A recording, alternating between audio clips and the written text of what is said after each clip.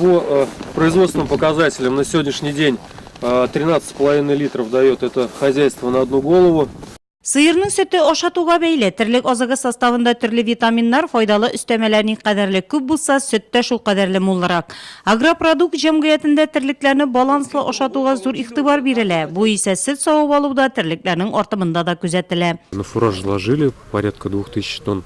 Фуражны без 2000 тоннага якын әзерләдек. Бер баш шартлы терлеккә күчереп исәпләгәндә азыкның күләме мулдан.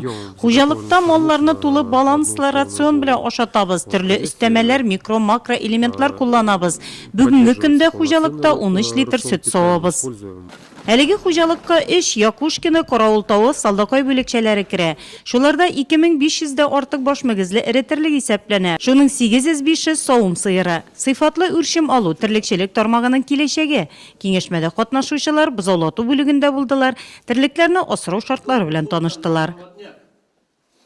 Мы 11 по району 11,5, республика 12,6. У нас все направления, вся требования по линии Минсельхоза, по линии главы администрации, мы меньше 12 товарищей не можем доить. У нас к этому все условия есть, заготовка корма хорошая, прекрасная, условия прекрасные. В данном хозяйстве 285 фуражных голов.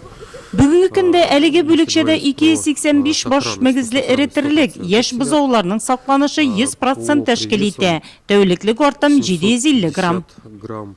В сутки. Гади фермаларда терлекләр элеккегечә шартларда асрала биредә. Җәйге лагерьлардан кышкылыкка күчәр алдыннан терлекләр тора торган биналар төзекләндерелгән, 2 савым залына ремонт ясалган.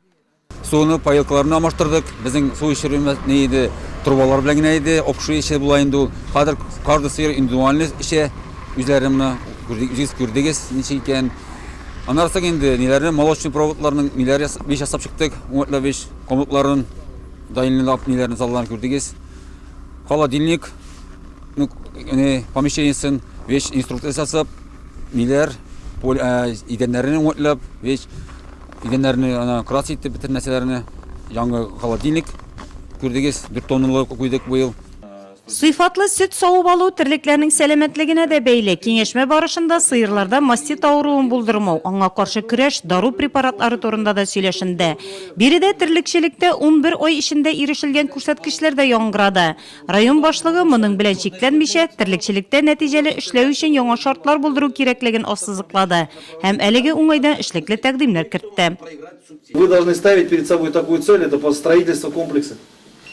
Строительство комплекса в ближайшей перспективе. Наверное, брать кредиты, использовать возможности, которые дают малому бизнесу наши соответствующие банки, вот сейчас открываются формы. И формировать какой-то, так скажем, потенциал по животноводству свой, да, и выходить на большое молоко, так скажем. Надо ставить себе задачу на выхода на 15 минимум. Максимум хотя бы для этого дальносрочной перспективы 20 килограмм суточного надоя с одной головы. При нынешней экономике.